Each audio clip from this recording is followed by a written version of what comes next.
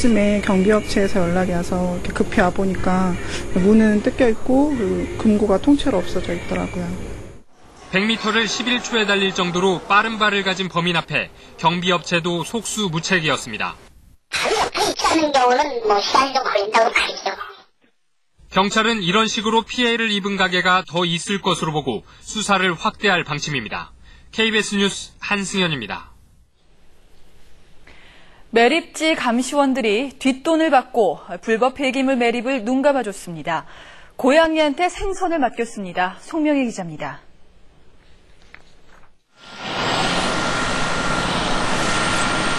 하루 19,000톤의 폐기물을 처리하는 수도권 매립지. 트럭 한 대가 쓰레기를 쏟아붓다 감시원의 제지를 받고 되돌아갑니다. 폐목지 등 이곳에 매립해서는 안 될 소각용 쓰레기가 섞여 있었기 때문입니다. 그러나 감시원들에게 돈을 줄 경우에는 달랐습니다. 감시원들이 반입금지 폐기물을 묵인해주고 각각 매달 300만 원에서 많게는 600만 원씩을 받다 적발됐습니다. 담배값 속에다가 현금 등을 넣어가서 건네주는 경우도 있고 근무가 끝난 후에 감시원들이 주거지라든지 이쪽에서 서로 만나서 주민들이 추천한 감시원 10명이 지난 2년 반 동안 폐기물 처리 업체들로부터 받은 돈은 모두 6억 원. 의뢰 이렇게 그냥 관례로 내려왔어요. 주는 업체는 우리가 봐주고 내보내면 바로 또 답이 와요. 밥이나 한번 먹자고. 규정대로 폐기물을 소각 처리하면 톤당 15만 원이 들지만 불법 매립할 경우엔 5분의 1선인 2만 7천 원이면 됩니다. 반출을 당하게 되고 벌점 먹게 되면 또 거기에 대한 또 벌금도 내야 되니까 사실상 그게 더 사기 맥힌다고 봐야 되죠. 경찰은 감시원 7명에 대해 구속영장을 신청하고 수도권 매립지 관리공사의 개입 여부에 대해서도 수사할 방침입니다. KBS 뉴스 송명입니다. 바닷속 해적들이 떼지어 남해안을 습격하고 있습니다. 지난번에는 해파리, 이번에는 불가사리입니다. 최영원 기자입니다. 전국 새꼬막 생산의 90%를 차지하는 양식장입니다. 어선 50여 척이 동원돼 불가사리 퇴치에 나섰습니다. 갈퀴가 달린 그물을 끌어올리자 새꼬막 대신 불가사리 수천 마리가 우수수 떨어집니다. 새꼬막을 먹기 위해 몰려든 불가사리들입니다. 엄청나게 들어요. 그 자만구분을 못 나. 자만구분을 들어올리지를 못해. 얼마나 산발이야. 2000년대 들어 남해 연안을 점령하기 시작한 불가사리가 올 들어 개체수가 크게 늘었습니다. 긴 장마로 육지에서 영양염류가 많이 유입된 데다 여름 동안 수온이 23도에서 25도로 예년보다 낮았기 때문입니다. 그 평년비 한 2도 내지 3도씨 정도 저희 저수온 현상을 보이는 것 때문에 불가사리 이렇게 많이 거기 본상하고 있습니다. 새꼬막 출하를 앞둔 양식장은 비상이 걸렸습니다. 불가사리 한 마리는 하루 평균 100여 마리의 새꼬막을 먹어치울 정도로 식성이 좋습니다. 이에 따라 올해 새꼬막 생산량도 예년보다 25% 정도 줄어든 15,000여 톤에 그칠 전망입니다. 보다 체계적인 불가사리 퇴치 방법이 개발되지 않을 경우 수산물의 보고인 남해안 청정해역은 점차 황폐화될 것으로 우려됩니다. KBS 뉴스 최영원입니다. 미디어법 공개 변론이 헌법재판소에서 열렸습니다. 헌재 결정으로 명운이 갈리는 만큼 법정 공방은 정말 치열했습니다. 김기수 기자입니다.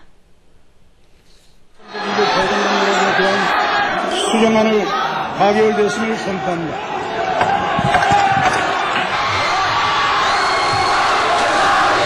헌법재판소가 이른바 미디어법 통과 과정이 적법했는지를 따지는 공개 변론을 열었습니다. 핵심 쟁점은 방송법 수정안 재투표가 국회법 92조에 규정된 일사부재의 원칙에 위배되느냐는 것. 그러나 현행법상 해결 불성이라는 것은 어디서 찾아볼 수 없습니다. 기발한 아이디어입니다. 가시교류 원칙이 존중돼야 한다는 것은 대리인이 법과대학 학생일 때부터 계속해서 배워온 것입니다. 청구인 측은 투표 종료 뒤 재투표가 이루어져 일사부재의 원칙을 정면으로 어긴 것이라고 주장했습니다. 반면 피청구인 측은 의원 과반수가 출석하지 못해 의결 자체가 성립하지 않았다며 반박했습니다. 어떤 정치적인 영향 같은 것을 받지 않고 올바른 판단을 해주실 것으로 확신을 하고 있습니다. 우리 국회의 민주적 헌정 절차, 특히 입법 과정이 이번 재판으로 원칙이 세워지고 헌재는 국회 CCTV 등 영상 증거물에 대한 공개 검증을 거친 뒤 오는 29일 한 차례 더 공개 변론을 열 예정입니다. KBS 뉴스 김기수입니다. 네, 이 정운찬 총리 후보자의 학술지 논문 이중 게재가 2건 더 확인됐는데요. 이 같은 논문으로 3차례나 발표하기도 했습니다. 탐사보도팀의 박중석 기자입니다. 지난 2002년 국제학술대회, 당시 서울대 총장이던 정운찬 후보자가 논문을 발표합니다. 영어로 쓴 이 논문의 앞부분은 1년 전 한국행정학회 학술대회에서 이미 발표한 자신의 논문 일부를 인용 없이 번역한 것입니다. 정 후보자는 또 2001년 또 다른 학술 행사에서도 똑같은 논문을 인용 없이 발표했습니다. 사실상 한 논문으로 학술대회 3곳에 발표한 셈입니다.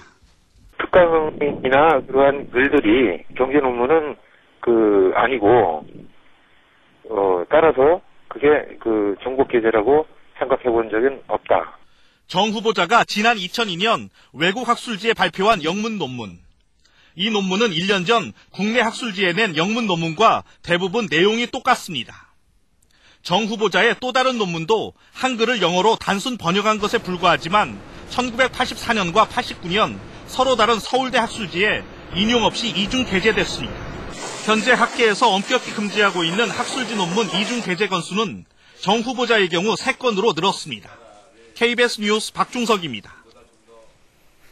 GM대우 준중형 승용차 라세티 설계 도면이 러시아에 유출됐습니다. 연구원 2이 구속됐습니다. 이효연 기자입니다. GM대우의 라세티 핵심 개발 기술이 일부 유출돼 러시아 승용차 C100 제작에 도용된 사실이 검찰 수사에서 확인됐습니다. C100은 러시아 자동차 회사 타가즈가 올 초 개발한 준중형 승용차입니다. 검찰은 라세티 개발 기술을 도용한 혐의가 있는 타가즈 코리아 사무실을 지난주 압수수색했고 기술 유출 혐의로 전 GM대우 직원 황모 씨 등 2명을 구속했습니다. 개인 컴퓨터를 갖고 갔거든요. 그다음에 USB라든가 저걸 몇 개씩 갖고 갔습니다. 전원이 아니고 몇 살 한 것 갖고. 검찰은 구속된 황 씨 등이 이직하면서 관련 파일 만여 개를 유출한 것을 확인했고 대가성 여부는 수사하고 있다고 밝혔습니다. C100은 올 4월 러시아에서 열린 한 모터쇼에 출품까지 됐지만 아직 시장에는 나오지 않은 것으로 알려졌습니다. 시험차로 제작은 됐을 수는 있겠지만 소비자들에게 판매